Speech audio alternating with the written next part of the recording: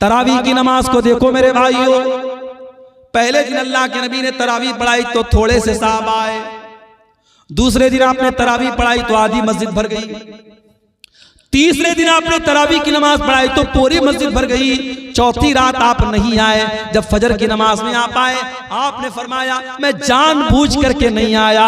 ऐ मेरे साहबा, इस नमाज को लेकर के तुम्हारा जज्बा मैंने देखा, तुम्हारा शौक मैंने देखा। खशीतु अन तुफरज़ अलैकुम, मैं डर गया कि कहीं तरावी की नमाज तुम्हारे लिए फर्ज न हो जाए। उस नबी ने चौथे दिन तरावी की नमाज नहीं पढ़ाई ताकि तरावी की नमाज फर्ज न हो जाए। मेरे भाइयों, वो नबी हमसे इतनी मोहब्बत करते थे, हमारी आसानी चाहते थे वो नबी। मेराज के सफर में आप गए, 50 टाइम की नमाज आपको मिली, आप वापस आए, मूसा अलैहिस्सलाम से मुलाकात हुई, मूसा अलैहिस्सलाम ने कहा कि ऐ मोहम्मद सल्लल्लाहु अलैहि वसल्लम कितना आपको क्या हुक्म मिला अल्लाह ताला की तरफ से? कहा कि 50 टाइम की नमाज मिली। कहा कि आपकी उम्मत नहीं पढ़ पाएगी। मैंने बनी इसराइल को आजमाया है, मैंने तजर्बा किया है, बनी इसराइल को मैंने बहुत आजमाया है, आपकी उम्मत 50 टाइम की नमाज नहीं पढ़ पाएगी, आप जाइए अपने रब से कम करवाइए। अगर अल्लाह के रसूल को खुद पढ़ना होता 50 पढ़ने में आपको कोई दिक्कत नहीं थी, अपनी उम्मत की आसानी के लिए आप गए और 50 में 10 कम करवा के 40 लेके आए। हजरत मूसा ने कहा 40 भी नहीं पढ़ पाएगी, वापस जाइए। आप फिर गए, 40 में से 10 और कम करवा के लाए, 30 हो गई, 30 से 20 हो गई, 20 से 10 हो गई, 10 से 5 हो गई। 5 टाइम की नमाज भी जब अल्लाह के नबी लेकर के आए, हजरत मूसा ने कहा ऐ मोहम्मद सल्लल्लाहु अलैहि वसल्लम, आपकी उम्मत 5 टाइम की नमाज भी नहीं पढ़ पाएगी। और वाकई 5 टाइम की नमाज भी आज हम नहीं पढ़ पा रहे। बड़े कारोबारी हैं हम, बड़े बिजनेसमैन हैं, दुकान पर बैठे हुए हैं, हय्या अलस सलाह की आवाज आ रही है, मगर हमें नमाज पढ़ने की फुर्सत नहीं है। रात को 2-2 बजे तक हमारे नौजवान मोबाइल पे लगे हुए हैं और फजर के टाइम 5 साढ़े 5 बजे जब फजर की अजान हो रही है और मुअज्जिन कह रहा है अस्सलातु खैरुम मिनन नौम, नमाज नींद से बेहतर है। 2 बजे तक 3 बजे तक रात में जागने वाला मुसलमान फजर की नमाज में सोया हुआ है। मेरे प्यारे भाइयों, मूसा अलैहिस्सलाम को कितना बेहतरीन तजर्बा था अपनी कौम का। उन्होंने कहा आपकी उम्मत 5 टाइम की नमाज भी नहीं पढ़ पाए। माफ करना मेरे भाइयों, आपका बिजनेस और आपका कारोबार नमाज से बड़ा नहीं है। आप कारोबार भी कीजिए, आप बिजनेस भी कीजिए, लेकिन नमाज अपने टाइम पर पढ़िए। अल्लाह कुरान में कहता है रिजालुल ला तुल्हीहिम तिजारतुन वला बैउन अन जिक्रिल्लाहि व इकामिस सलाह, मेरे नेक बंदे वो हैं, मेरे मोमिन बंदे वो हैं, उनका कारोबार, उनका बिजनेस, उनकी तिजारत उनको नमाज से गाफिल नहीं करता है। वो कारोबार भी करते हैं, वो बिजनेस भी करते हैं, और नमाज का टाइम होता है तो नमाज पढ़ते हैं। यखाफूना यौमन ततक़ल्लबु फ़ीहिल क़ुलूब वल अबसार, वो क़यामत के दिन से डरते हैं, वो अल्लाह के अज़ाब से डरते हैं, वो पाबंदी से नमाज पढ़ते हैं। नमाज के सिलसिले में आप कोई ढिलाई मत कीजिए मेरे भाई। सऊदी अरब का एक वाक़या एक आलिम ने लिखा वहां के कि एक मर्तबा मैं फ्लाइट में सफर कर रहा था और मेरे साथ एक फौज का रिटायर कर्नल था जो पहले फौज में काम करता था, मेरे साथ वो बैठा था। कहते मैंने फ्लाइट में सफर किया, फ्लाइट से हम लोग उतरे, एयरपोर्ट पर काफी देर तक हम बैठे थे, दूसरी फ्लाइट का इंतजार कर रहे थे। मैंने एक बात नोटिस की कि थोड़ी थोड़ी देर पर वो इंसान किसी को फोन करता है और कहता है कि बेटा आपने नमाज पढ़ लिया। बार बार जोहर का टाइम आया, बेटे से पूछ रहा है नमाज पढ़ लिया, असर का टाइम आया, बेटा पूछ रहा है नमाज पढ़ लिया। मैंने पूछा ये किससे आप बार बार पूछ रहे हैं? फौज का रिटायर कर्नल था सऊदी अरब का। उसने उस मौलाना को जवाब दिया कि हाँ, ये मैं अपने बेटे को कॉल करता हूं और मैं हर नमाज के टाइम मेरा मामूल है अपने बेटे को कॉल करके पूछता हूं कि तूने नमाज पढ़ी कि नहीं पढ़ी है। तरबियत इसको कहते हैं मेरे भाई। अपने बच्चों को अच्छा खिला देना, अच्छा पहना देना, अच्छे स्कूल में एडमिशन करा देना, उनके घर बना देना, उनके लिए LIC ले लेना, उनके लिए बैंक बैलेंस बना देना। माफ करना, तरबियत यही नहीं है। तरबियत ये भी है कि आप अपने बच्चों की आखिरत की फिक्र करें, अपने बच्चों की नमाज की फिक्र करें। इसीलिए अल्लाह कुरान में कहता है वअमुर अहलका बिस्सलाति वस्तबिर अलैहा, खुद भी नमाज की पाबंदी करो और अपने बच्चों को नमाज का पाबंद बनाओ। अल्लाह के नबी फरमाते हैं मुरू औलादकुम बिस्सलाति वहुम अबनाउ सबई सिनीन, जब तुम्हारे बच्चे 7 साल के हो जाएं उनको नमाज का हुक्म दो, वज़रिबूहुम अलैहा, और जब 10 साल के हो जाएं और नमाज ना पढ़े तो उनकी पिटाई करो। अच्छा, 7 साल के बच्चे को पीटने का हुक्म नहीं दिया अल्लाह के? हमारे यहाँ 6-6 साल के बच्चे स्कूल जाते हैं, सर्दी के मौसम में 5 बजे स्कूल की वैन आती है, माँ जबरदस्ती, बच्चा आंख मल रहा है, उसकी नींद अभी लग रही है, माँ तैयार करती है, ड्रेस पहनाती है, स्कूल का बैग देती है, जबरदस्ती उसको वैन में बिठाती है। मेरे भाइयों, ये सिस्टम सही नहीं है। 7 साल तक तो चाइना में और जापान में आप देख लें, 7 साल तक के बच्चों को तो ऐसे ही खेल खेल में पढ़ाया जाता है, बच्चों को मारा नहीं जाता, बच्चों को पीटा नहीं जाता। ये सबक दिया था जनाब मोहम्मद रसूलुल्लाह सल्लल्लाहु अलैहि वसल्लम ने। 7 साल का बच्चा है, प्यार से समझाओ, मोहब्बत से समझाओ। हाँ, 10 साल का हो गया, अब उसके बिस्तर अलग कर दो। 10 साल का लड़का हो गया, 10 साल की लड़की हो गई, एक बिस्तर पे मत सुलाओ। 2 लड़के हैं, एक बिस्तर पे मत सुलाओ, बिस्तर अलग कर दो, चादर अलग कर दो, कंबल अलग कर दो। हमें बड़ी हैरत हो रही है साहब, 10 साल का लड़का हो गया तो क्या हो गया, हम बिस्तर क्यों अलग कर दें? इस्लाम वहां से शुरू होता है जहां से आपके सोचने की सरहदें खत्म हो जाती हैं। इस्लाम वहां से शुरू होता है। 10 साल का लड़का जो होता है समझदार होने लगता है, उसके अंदर फिजिकल चेंजेस आने लगते हैं। 10 साल की लड़की अब धीरे धीरे बालिग हो रही है। इस्लाम ने कितना पाकीज़ा मज़हब है, 10 साल का लड़का या लड़की हो जाए, इस्लाम कहता बिस्तर अलग कर दो, ताकि अब वो जवानी की तरफ जब बढ़े तो उनके दिल में कोई गलत ख्याल ना आए, और एक बिस्तर पे अगर सोएंगे तो उनके दिल में गलत ख्यालात पनप सकते हैं। इस्लाम ने बिस्तर को अलग करने का हुक्म दिया, और अल्लाह के नबी ने कहा 10 साल का बच्चा हो जाए और नमाज न पढ़े तो उसकी पिटाई। हमें वो नबी मिले हैं मेरे भाई, वो नबी मिले हैं जो हमसे इतनी मोहब्बत करते हैं, हमें ऐसी शरीयत दे करके गए, ऐसा दीन दे करके गए, उस दीन में कदम कदम पर हमारे लिए आसानी है मेरे भाई। अभी हमने देखा दिल्ली के अंदर जो वाकया हुआ कि सड़क पर लोग नमाज पढ़ रहे हैं और पुलिस वाले ने अपने जूते से नमाजी को मारा। हमें बड़ा गुस्सा आया, बड़ा जलाल आया, मगर हम यहाँ पर एक बात ये भी कहेंगे, ये इस्लाम की तालीम नहीं है कि आप पब्लिक प्लेस में नमाज पढ़ें। अगर आपकी नमाजी ज्यादा हो रहे हैं, जुमा में 2 जमात आप कर ले, ईद में 2 जमात कर ले, सड़क पे आप नमाज ना पढ़ें। हम अपने मुसलमान भाइयों को ये समझाएंगे कि आपका सड़क पर नमाज पढ़ना सही नहीं है, लेकिन हम साथ में अपने सरकार से, हुकूमत से ये भी कहेंगे कि ये भारत में कानून एक होना चाहिए, 2 तरीके का कानून नहीं होना चाहिए। किसी मजहब के त्योहार तो खुलेआम सड़कों पर मनाए जाएं और त्योहार मनाने वालों पर फूलों की बारिश की जाए, और दूसरे मजहब का मुसलमान अगर हफ्ता में जुमा की एक नमाज पढ़ ले तो आपका पुलिस वाला उसे जूतों से मार रहा है। ये 2 तरीके के कानून नहीं चलेंगे मेरे भाई। और अगर मान लो हालात कभी दुनिया में ऐसे आ जाएं, सारी मस्जिदें खत्म हो जाएं और सारे जितनी अल्लाह की मस्जिदें हैं सारी मस्जिदों को लोग ढा दे, गिरा दें, तब भी माफ करना नमाज बंद होने वाली नहीं। इसलिए कि अल्लाह के नबी फरमाते हैं 6 चीजें अल्लाह ताला ने मुझको ऐसी दी है जो किसी और नबी को नहीं दी गई। ओती तो सित्तन लम योतहुन्न आदुन क़ब्ली, 6 चीजें अल्लाह ताला ने स्पेशल मुझको दी जो किसी और नबी को नहीं दी। नंबर 1, ओती तो जवामी अल कलिम, अल्लाह ताला ने मुझको जवामी उल कलिम दिया है। अल्लाह के नबी की जुबान से छोटे छोटे जुमले निकला करते थे, लेकिन माना बहुत बड़ा बड़ा होता था।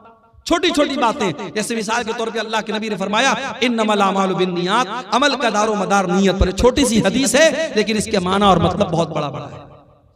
दूसरी चीज, वह नुसिरतु बिर्रुब मसीरत शहर, और मेरे दुश्मन के दिल पर मेरा रोबो दबदबा डाल दिया गया है। मेरा दुश्मन 1 महीने की दूरी पर भी अगर मुझसे हो, उसके दिल में मेरा रोबो दबदबा डाल दिया गया है। तीसरी चीज, वजुइलत लियल अर्ज़ु मस्जिदन व तहूरा, और सारी की सारी जमीन मेरे लिए मस्जिद बना दी गई है। मुसलमान नमाज पढ़ने के लिए मस्जिद का मोहताज नहीं है। कहीं पर भी जंगल में चला जाए, पहाड़ पे चला जाए, दुनिया के किसी भी कोने में चला जाए, नमाज का टाइम हो गया, नमाज वो कहीं पर भी पढ़ सकता है। पाक साफ जगह होनी चाहिए। अगर पानी नहीं मिल रहा है, उसके लिए सारी जमीन पाक बनाई गई, वो कहीं पर भी जमीन पर हाथ मार करके तयम्मुम कर सकता है। सारी जमीन उसके लिए पाक बनाई गई, सारी जमीन उसके लिए मस्जिद बनाई गई। ये हमारे इस्लाम की खासियत है।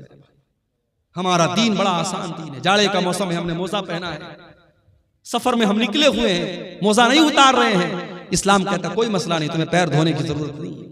वजू करके अगर आपने मोजा पहना है और सफर की हालत में आप हैं तो 3 दिन तक आप उसी मोजे को पहने रहिए और उस पर मसा कर लीजिए, पैर को धोने की जरूरत नहीं है। हाँ, अगर अपने घर में है तो 24 घंटे तक आप मसा कर सकते हैं। 24 घंटे के बाद आप मोजा उतार लीजिए, पैर धो के फिर से मोजा पहन लीजिए, वजू करके फिर से पहन लीजिए।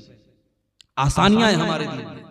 सफर में हम निकले, अभी हमारे कटिहार के बाद आबाब हैं, कल हम लोग यहाँ से जुमा पढ़ के जामताड़ा गए थे, 350 किलोमीटर दूर गए थे, सफर में निकले हैं। नमाज का टाइम हुआ, हम 4 रकात वाली नमाज को 2 रकात पढ़ेंगे। सुन्नत पढ़ने की जरूरत नहीं है, फजर की सुन्नत पढ़ेंगे, बाकी कोई सुन्नत पढ़ने की जरूरत नहीं है। 4 रकात वाली को 2 रकात पढ़ेंगे, जोहर और असर को इकट्ठे पढ़ लेंगे, मगरिब और इशा को इकट्ठे पढ़ लेंगे। आसानियां हैं कदम कदम पर हमारी शरीयत में। मेरे प्यारे साथियों, यही बात है जो अल्लाह कुरान में कह रहा है, लक़द जाअकुम रसूलुम मिन अनफुसिकुम अज़ीज़ुन अलैहि मा अनित्तुम। हमने तुमको वो नबी दिया है जो तुम्हें जान से ज्यादा प्यार करता है। औरत प्रेग्नेंट है, रोजा रखेगी, बच्चे को तकलीफ पहुंचेगी, बच्चे को दूध पिला रही है, रोजा रखेगी, बच्चे को दूध नहीं पिला सकती है। इस्लाम कहता कोई मसला नहीं है, औरत बाद में रोजा पूरा कर लेगी, इस्लाम उसको कज़ा करने का और बाद में रोजा पूरा करने का हुक्म देता है।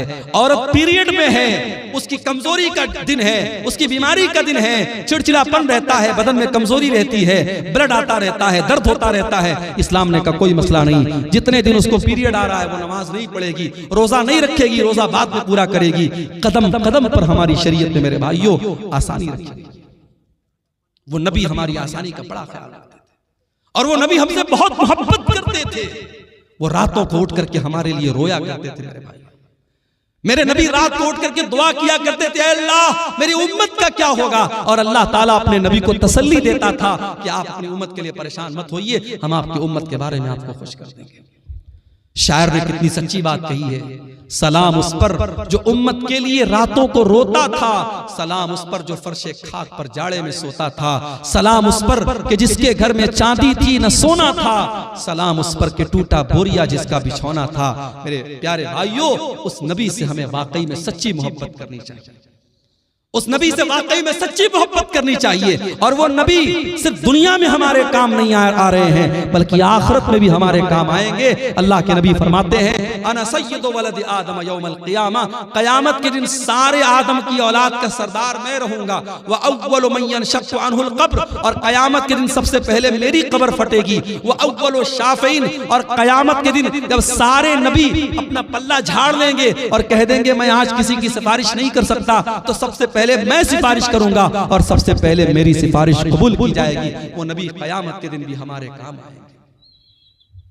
शायर कहता है, बरोज़े क़यामत बजुज़ नफ़सी नफ़सी, किसे याद आएगी असलम किसी की। बरोज़े क़यामत बजुज़ नफ़सी नफ़सी, किसे याद आएगी असलम किसी की। न भूलेंगे जिसको नबी ये मुकर्रम, वो उम्मत नहीं है तो फिर और क्या है। जुबां पर है नाते नबी ये मुकर्रम, ये उल्फत नहीं है तो फिर और क्या है।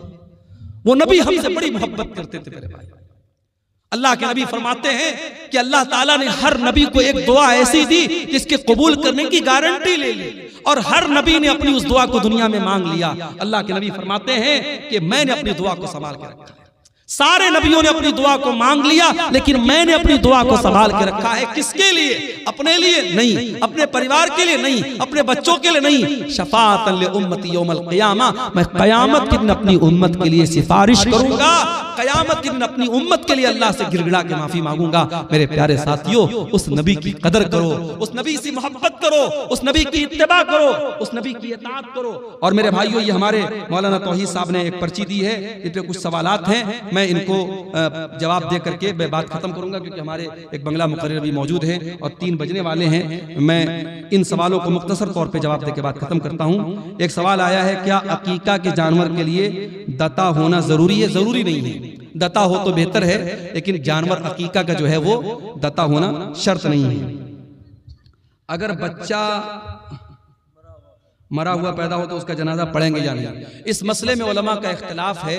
अल्लामा अलबानी की जो तहकीक है वो ये है कि चूंकि बच्चा जो होता है 4 महीने का जब हो जाता है 120 दिन का, तो उसके अंदर रूह डाल दी जाती है। माँ के पेट में बच्चा जब 4 महीने का होता है उसके अंदर रूह डाल दी जाती है। इसलिए 4 महीने के बाद जब भी वो पैदा होगा, अगर वो जनाजा पढ़ने, अगर वो गुस्ल देने लायक होगा तो गुस्ल देंगे और कफनाएंगे और जनाजा भी पढ़ेंगे। और यही बात ज्यादा मजबूत समझ में आती है दलील की रोशनी में। तो बेहतर यही कि उसका जनाजा पढ़ेंगे। अगर कोई नहीं पढ़ता है तो कोई गुनाह की बात नहीं है, लेकिन दलील की रोशनी में ज्यादा मजबूत बात यही है।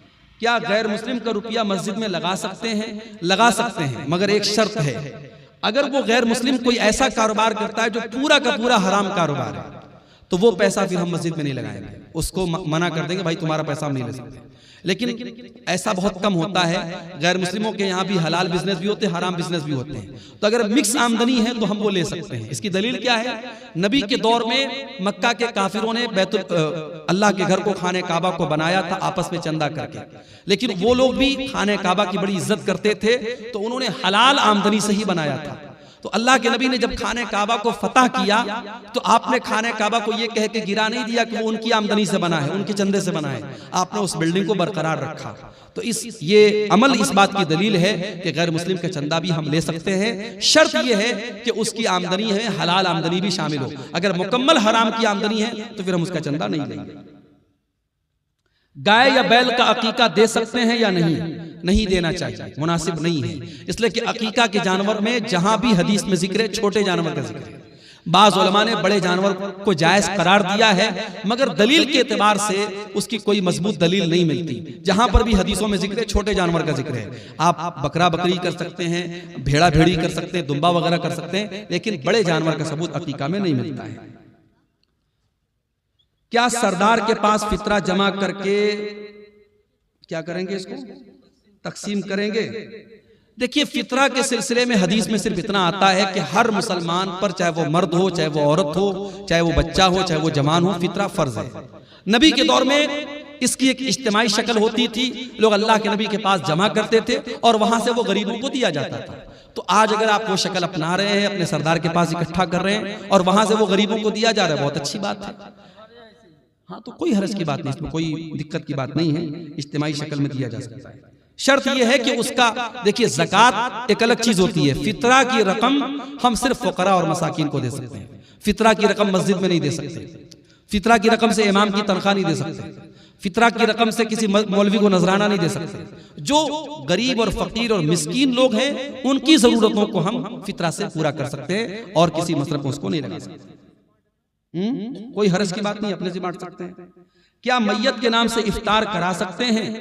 मैयत की तरफ से जो आम सदका और खैरात किया जाता है, तो बहुत सारे अहले इल्म ने ये कहा है कि इफ्तार भी एक तरीके से लोगों को खाना खिलाना है, और वो भी एक तरीके से अगर हम किसी गरीब को खिला रहे तो सदका है। तो इस एतबार से मैयत की तरफ से भी हम इफ्तार करा सकते हैं। लेकिन बहरहाल इफ्तार चूंकि एक मखसूस इबादत है और मुस्तकिल तौर पर हमें कोई ऐसी दलील नहीं मिलती कि नबी के सहाबा ने अपने मरे हुए माँ बाप की तरफ से या रिश्तेदारों की तरफ से इफ्तार कराया हो।